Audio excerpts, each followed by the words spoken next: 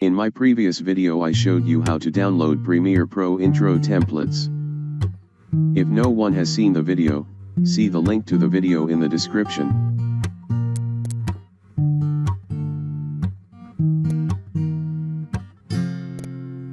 Find the Premiere Edit template that comes with the download and double-click it.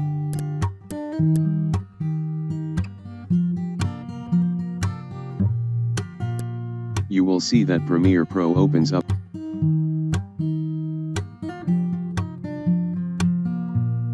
Go to the project panel and look for a set of folders named Media Placeholder, Titles, and Logo.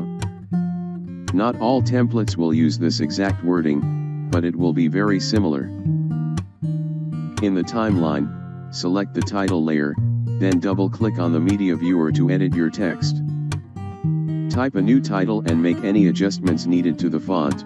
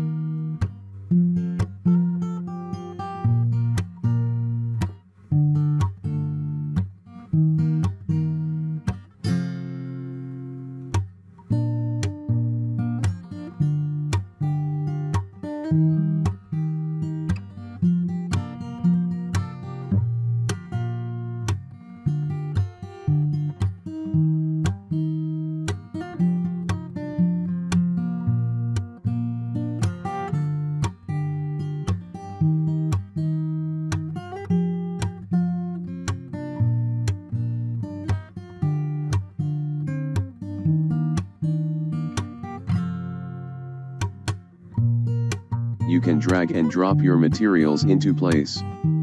The final step is adding your logo to the logo placeholder comp. As you might have guessed, this is done in precisely the same way as the titles and media. Remember, you will need a high-quality .png file with a transparent background for your logo asset.